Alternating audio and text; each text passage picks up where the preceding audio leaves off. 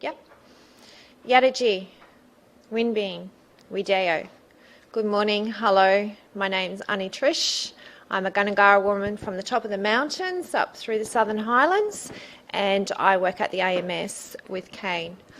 First of all, I'd like to acknowledge the traditional owners of the land and pay my respects to the elders past, present and future. I'm going to pass you over now to Kane, and he'll give you a rundown. Good morning, everybody. I don't know if this works. Yeah. Okay. Can you hear in the back? Yeah. Good? Okay, good. Okay, good, because we're going to have questions and stuff, and I want questions from you guys at the end of this. So my name's Kane Ellis. I'm originally from Darwin in the Northern Territory. I've moved down to Wollongong about 9 years ago.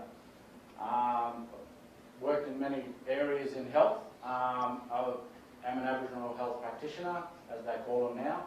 I haven't worked clinical for a bit long, showing my age now. So I haven't worked clinical for a while, but I have worked in the clinical setting. So I've worked my way through the AMSs from a trainee health worker all the way through to now being a CEO of one of an AMS in Wollongong. So what I'll do is I'll give you a brief overview about our service and what we do, but what I want to really do is talk to you about what we do, not in a medical sense. Everybody thinks of AMSs as a medical service where you go and you see a doctor, you see an RN, you see an Aboriginal health practitioner. We're actually bigger than that. It's more than that. We want to really focus around that preventative health care model stuff. So we're being proactive, we're not being reactive. So you're not just walking in, seeing someone that's, got stage 2 diabetes already. We want to get to them before they actually get to that point. So our AMS in the Illawarra, our footprint is from Jorowa down to up to Helensburgh. I get that right. I get in trouble all the time. So I always say, I'm going back home, down home, and I'm done. So that's our footprint.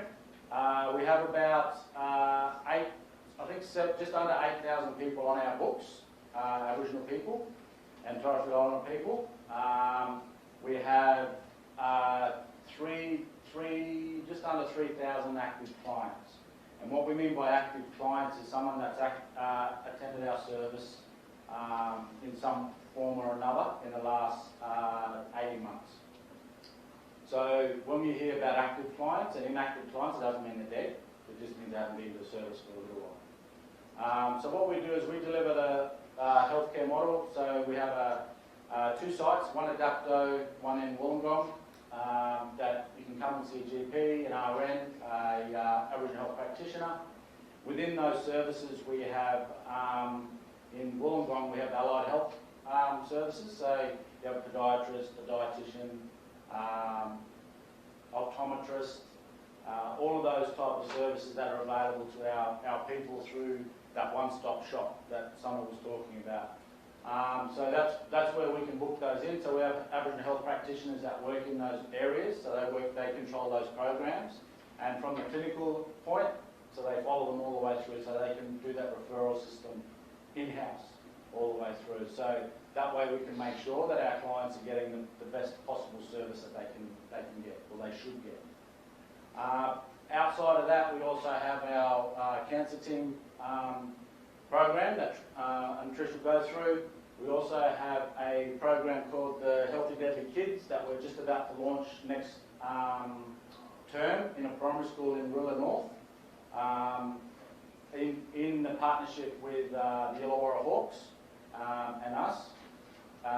We also have outreach programs that go to our men's group that is in Albion Park. So that men's group has a lot of the elders that go there and have the young fellas going in and doing a mentoring type of program with them and just understanding what it's like to grow up. Some of our young people didn't have that father figure when they were growing up, and this is an opportunity to have that and have that support structure in place. We also have me that goes to like this and talks about our service. And you know, it's about getting our brand and what we do out there, and it's not all about doom and gloom about Aboriginal health, because let's be honest, you hear about Aboriginal and Torres Strait Islander people's health, or just in general, there's a stigma attached to that. There's a stigma attached to that we're alcoholics, we're in a domestic violence relationship, drug takers, you know, homelessness, don't have a job, all that sort of stuff. So when we talk about closing the gap, it's not just about life expectancies, it's actually about changing that stigma around us as a people. And that's both Aboriginal and Torres Strait Islander men and women. We all don't, you know, abuse our kids and all that sort of stuff. I was working at Dillon Bilber in Darwin at the time as a clinical services manager, and that's when the Howard government implemented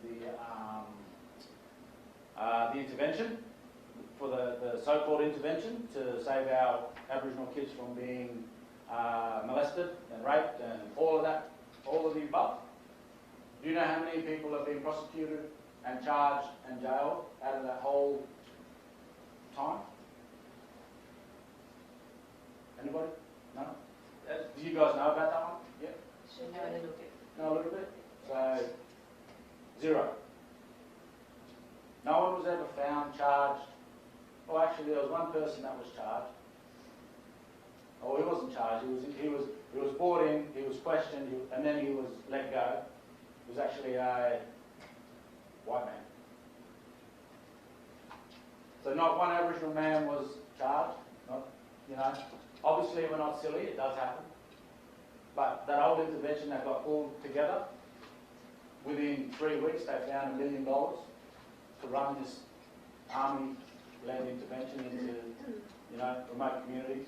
And what happened was, me and my senior doctor at the time, who's now working in Newcastle at a Wobble, stood at the front door and told the nurse, the army person, the police person, that they weren't coming onto our premises because they wanted to come in and access our files.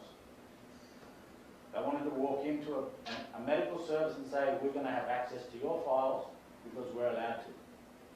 Which we said, no, you're not. If you're going to arrest us, you arrest us, but you're not getting it. So that's just a little bit of a snapshot at sort of the struggles we have. But you know what, we're resilient. That's us as a people. That's, you know, everybody is like that. So we keep pushing through. And that's what drives us. That's what drives it, you know, the people that want to be with us and work with us, and people like yourselves that are in this space. And that's why I love to come and talk about what we do, and not just about our service, but where we've been, our struggles, and how we go through things. So what I'll do is I'll pass it on to Auntie Trish, and she can talk about a very unique program that we have running, and this is the only program of its kind in Australia. Hi. So we have a cancer care team that's set up at the AMS. The only day that we don't cover is a Tuesday, so we have 2 workers. I'm the Aboriginal health worker, and we also have a counsellor attached to that as well. So we do from health prevention, you know, getting our checks with our mob in very early, so they're not getting sicker later down the track. So we run health promotion programs out in community, where we'll also take, like, you know, community groups of females out to breast screen, where we've had mammogram days, we've ran health days at the men's service out at Albion Park. And that was quite interesting because a lot of those fellas out there that needed to have a bowel screen done hadn't had them done. So doing a demonstration on a bowel screen kit actually was quite fun because we actually made poo out of clay. You know, this is what your poo should look like, and this is actually how you test it with the bowel screen kit. Some of those old fellas out there had those bowel screen kits sitting in their drawers for quite some time. After they were shown how to use them properly, they actually went home, and 3 of those men actually tested positive. So in doing that, we were able to get onto it quite early, and they're still here today. So prevention is one of our keys that we use out in community to make sure our people are okay and to be tested early. So we do right from health promotion right through to grief counselling and everything in between. So we've also organised resources because we had no resources. We're it for Australia, so we started from scratch. We had no guidelines, we had no rules. It was like get out in community and see what the need is. So just a little bit how we actually came about was our previous CEO, she actually had breast cancer. And she found there was a massive hole within the system. So she had no support while she was going through treatments, and there was no support there for her family. So that's how we actually came about. She went searching for funding, and we're actually funded not by the AMS, we're actually funded by New South Wales Rural Doctor Service, which is quite amazing. So we'll go with our clients, we'll go and sit with them while they're having chemo treatment, radiation therapy, anything in between. We'll organise funerals if we have to. We're able to link into Cancer Council in New South Wales for some financial help with our clients. So if they're having treatment and they've got lots of family coming down, because we've got big families, so mob will come from all over, to be with those ones that are sick. So, then we've got your food, everything on top of that. So we'll actually help them get some financial assistance. And so another part of the program is we actually do traditional healing as part of our service. So I'm very blessed that my traditional country is only just up the top of the mountain, an hour away. So we'll actually take mob home up there, especially the women, and we actually put them through some cultural practices to cleanse, to reground themselves, and that's all about their social and emotional well-being. Their mind needs to be right while they're having treatment, because your head can go all over the place. So we'll do smoking ceremonies up there with our women. We actually paint them up in traditional ochre. Do you know what ochre is? No? So yeah, some do, some don't. So an ochre is it's a rock that comes from the ground. It's quite sacred for us. So we'll actually paint up. You've probably seen Aboriginal people paint up in ochre when they're dancing. Yeah? So what we actually do is use that ochre, but we use that to actually try and heal ourselves as well. So I'll paint them old women up, or the younger women that are sick with cancer, and once that ochre's dry, we actually have a traditional healing hole on country, and we get them people into that traditional healing hole, which is quite beautiful. We've also run other programs where we're taking clients away for weekends, time out. You don't want to be around cancer all the time and think about your cancer or your admission, because it's always in the back of your mind. Even if you're in remission, it's still there. You get a pain, it's like, is my cancer back? So having some time out is really, really important. Just trying to think what else there is. I think that's about recently. So I'm actually trying to put back in a lot of our cultural practices too with our women's business. So when someone passes, we do cultural stuff after someone's passed. So recently I've been able to push that back into the hospital systems, where now they're actually turning the fire alarm systems off in the hospital to allow us to do our cultural practices by smoking those people that have passed away. And by doing that, that helps their spirit to leave that hospital and not stay there. So we're breaking down barriers wherever we go. It has been a fight for the last 4 years to actually get that to actually happen, but it's starting to happen in our services, so I'm grateful for that. And the younger generations are now learning that cultural practice of when our people pass away, what they need to do. I think that's about it. Yeah. You're lucky you brought that up. I know. I just nearly forgot. I normally got dot points. The other thing, and I'll probably get slack from my grandfather, who's probably up there watching me, is we do have the stolen generation part of our service. So they work with we have counsellors that work with the stolen gen down here. I the second or third generations also. We also have an AOD program that works with our guys that are coming in and wanting to get off the substances and things like that. So it's really a rounded sort of model that we have, and to be honest with you guys, I think it's probably the best model worldwide. It's just so underfunded why we can't expand this model. You know, spoke about the PHNs before.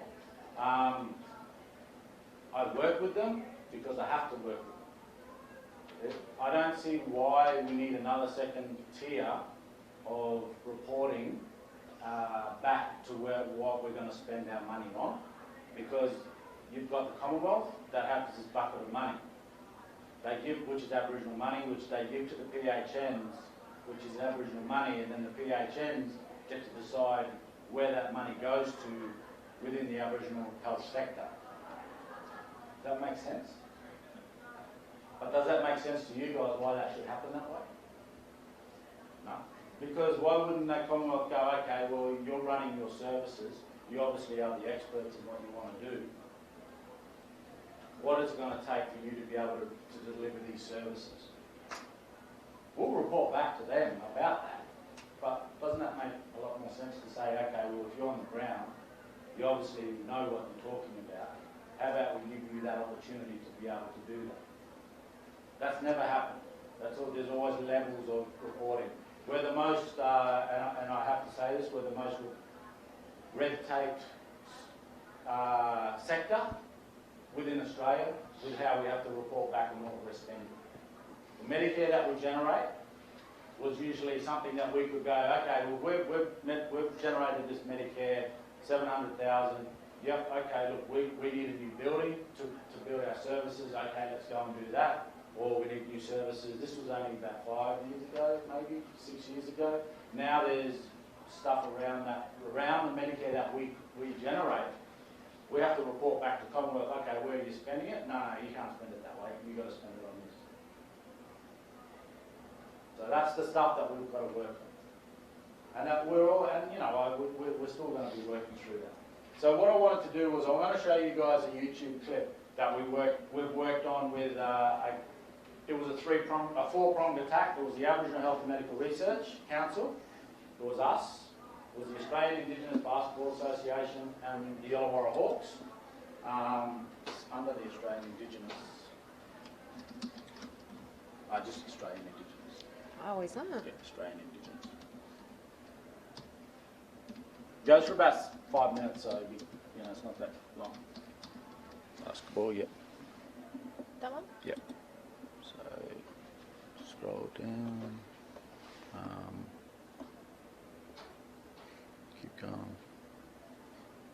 6 minutes.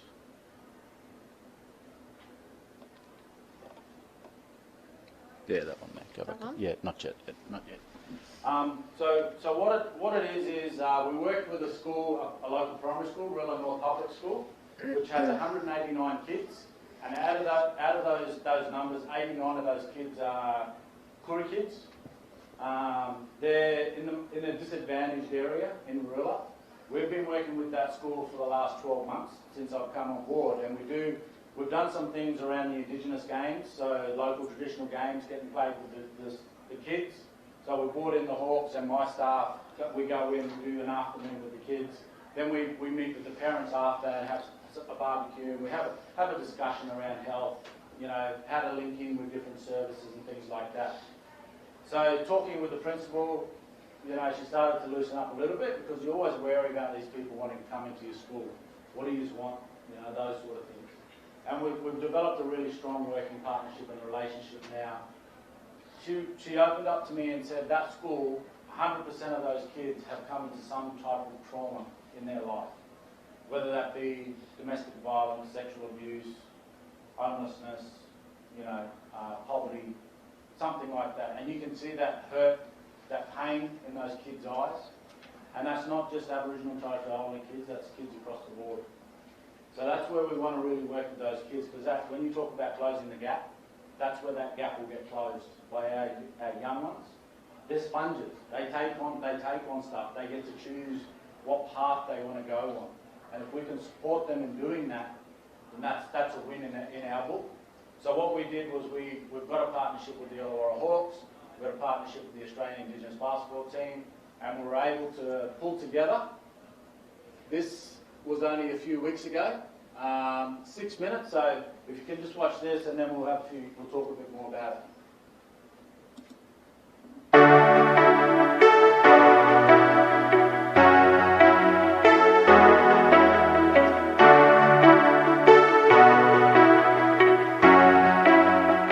Yeah, it was a huge opportunity for Australian Indigenous basketball, getting to be able to be on this stage, playing the Illawarra Hawks and NBL team, something that we've wanted to do for a long time. You know, it's exciting for us. It's an exciting opportunity for our young players to come out and show that, you know, potentially they belong in the league and they should be getting opportunities to do so. Yeah, look, this event wouldn't happen without the Illawarra Aboriginal Medical Service, you know, their sponsorship of this, and once again, it's their belief in what we're doing as AIB as an organisation. You know, we've had some really good community engagement here over the last 2 days, a really positive visit to Warilla North Public School yesterday, and it's about engaging with community, going in and sharing those healthy lifestyle messages, motivating, inspiring, encouraging kids to, you know, be physically active, whether that's basketball or another sport. Well, first of all, it is about community. It's about giving back to community in different ways. But at the end of the day, it's also about people understanding what we do at the AMS and the importance of us and how we can connect, you know, sport and health together.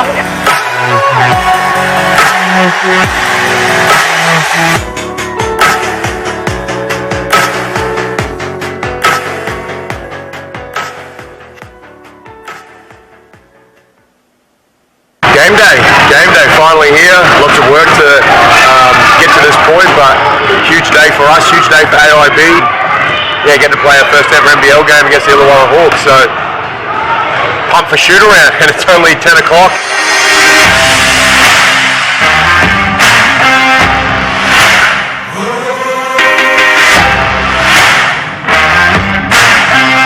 I would have loved to have this when I was younger. I was lucky to have Townsville in my backyard with the crops still there, but to get the exposure with other teams is massive. Like, you've got your NBL1 guys in our team that are young, you've got Bill that plays up in the QBL, so this is great exposure for him throughout the league.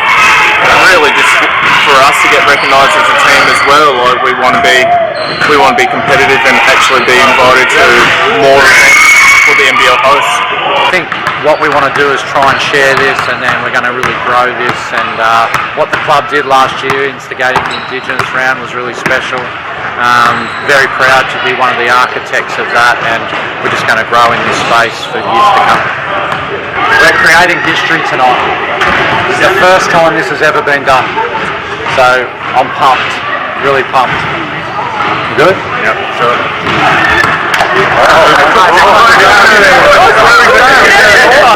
Brothers on three. 1, 2,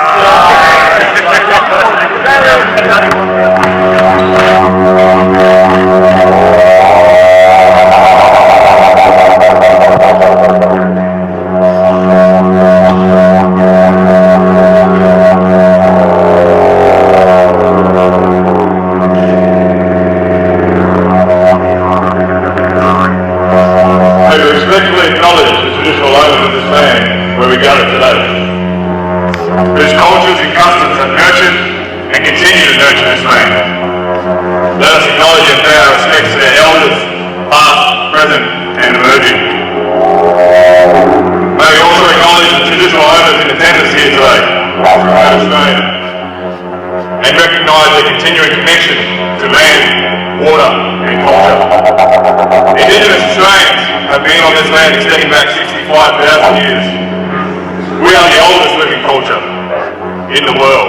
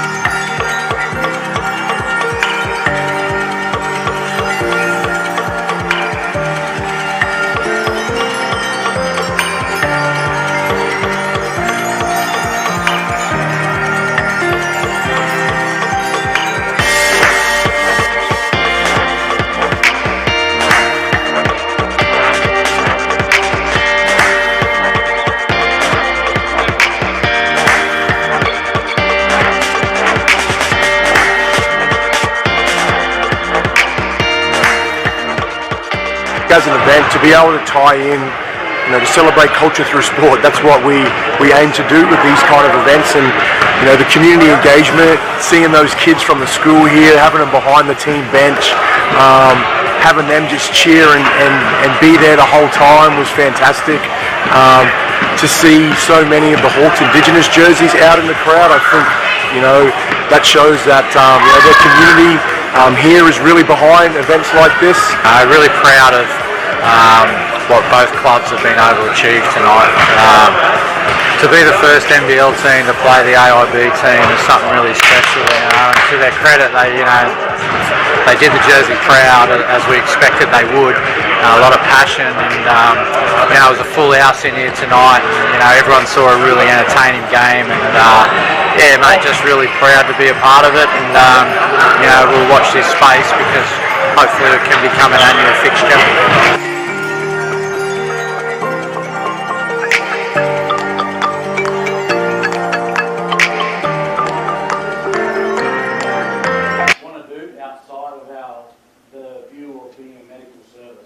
That's what we can create, and that's what our younger ones can look up and see. You know, that's the positive side of what we want to do, working in community, giving our young kids that opportunity, and bringing in other people to see what we do. It's not just that negative stuff. What we also done was we worked with HMRC around a new program they've got called Your Health, Your Future, which concentrates on the kids. Bringing that through, and that's what we've developed here, which is called the Healthy Deadly Kids program. This is the one we're going to launch in at next term at Rural North. So this is actually aligned to the school curriculum, but it's also got the 8 ways of Aboriginal learning pathways embedded in it, because that's the important part of it. So what's actually going to happen is my staff will run it in conjunction with the Hawks, and what they've done is they've actually employed or created an Indigenous program unit within their organisation. So they've got an identified position there. That is Tyson Demos, who used to play with the Hawks, now is retired. But again, it's that support mechanisms after you be a professional sports person. How many professional sports people do you see now that have nothing? You know, the footballers, the AFL and NRL footballers. A lot of our guys do that. They're great for 5 years. They're on top of the world. They're earning 600,000, whatever it is. Come to the end of their time, they've got nothing. No one knows it because the next stars come up. They don't know it. So we want to develop that. That's something that we also can develop and help with our guys in that space. So please, you know, have a look at this.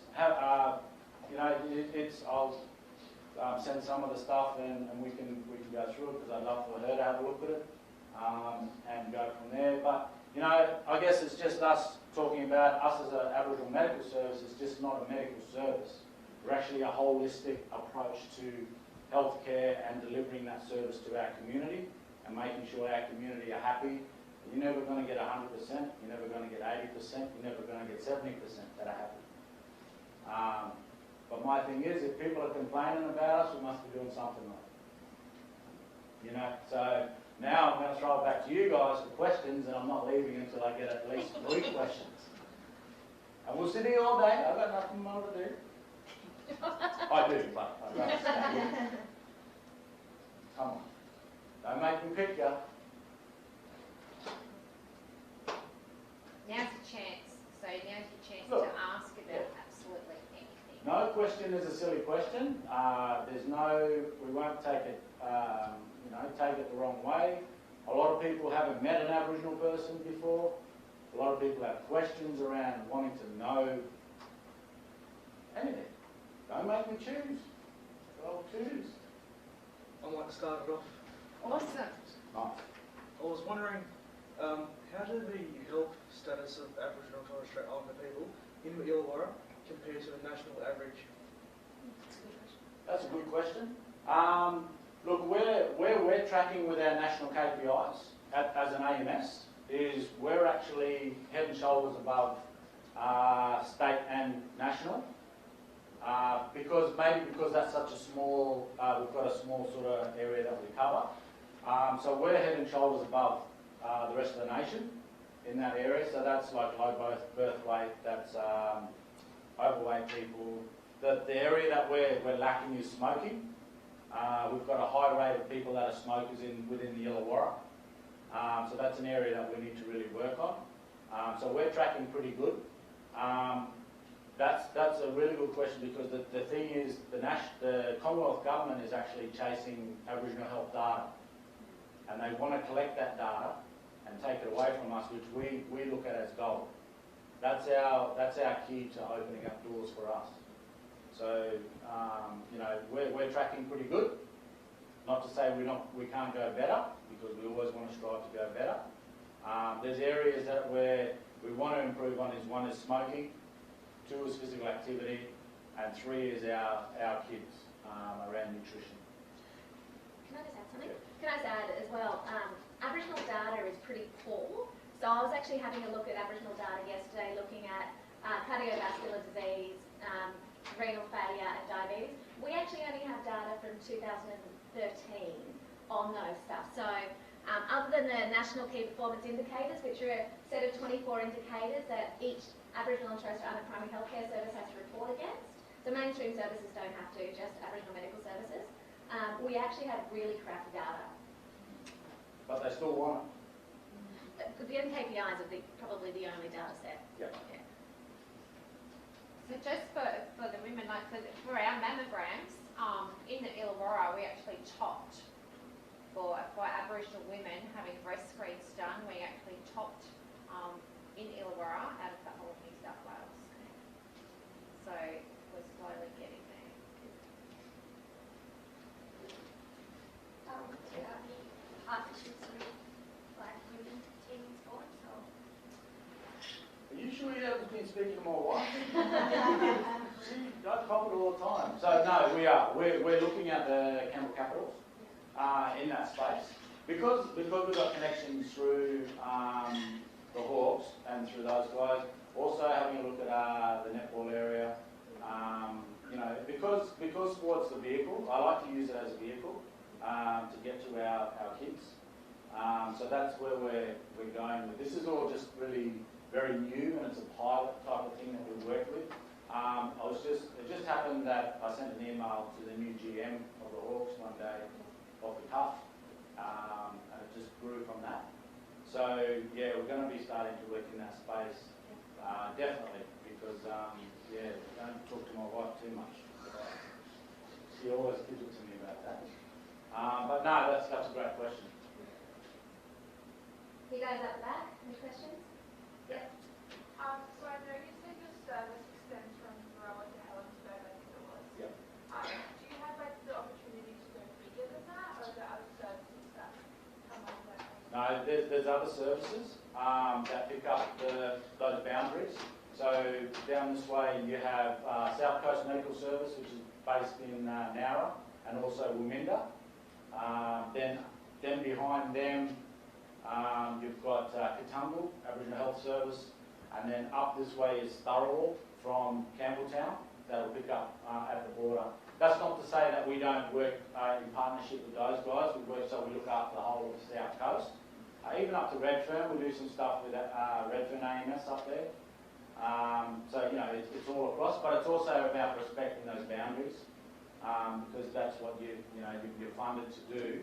But it's more around that, giving them a call and saying, listen, you know, we've been approached by a certain group to do this stuff. Are you able to work in partnership with us, or we can deliver that until you can have the resources or workforce to get up and doing that? Because Wominda actually do that coming in here.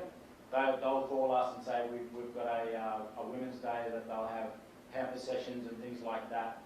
Is it okay if we're up working in your area? And it's like, yeah, that's sweet.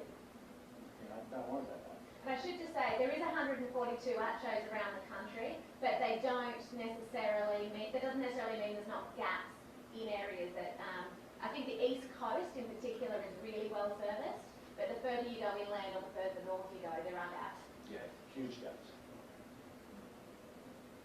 Do you find that you share ideas as well with those other like orders and stuff? Yeah. Yeah, definitely.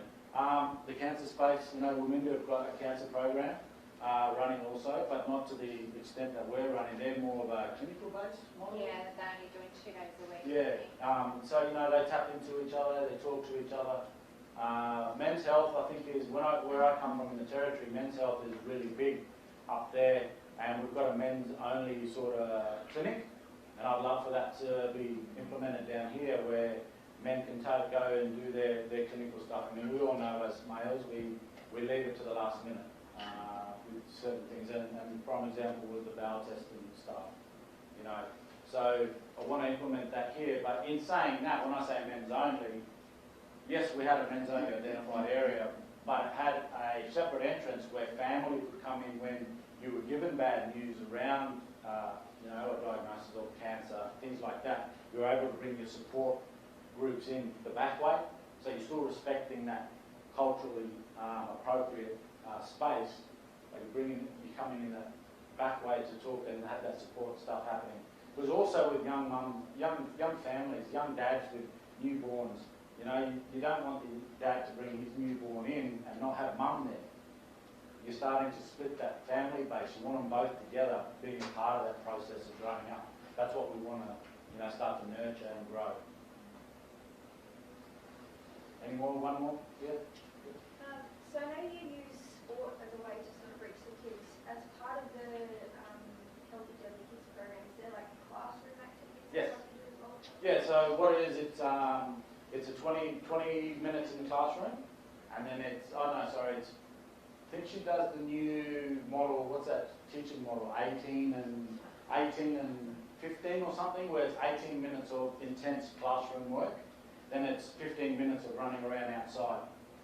So they've got that model of care there. So we do that, the 18 or 20 minutes in the classroom, hitting them with, what we need to do. Then we're outside, we're doing activities. We're getting the blood moving and, the brain thinking, drinking the water and things like that. So it's not that usual half an hour, sit in the classroom, here's your book, write down, and then see us later. It's that real, it's the new way of thinking. That's the way the principal, she wants that school running, and so which is great.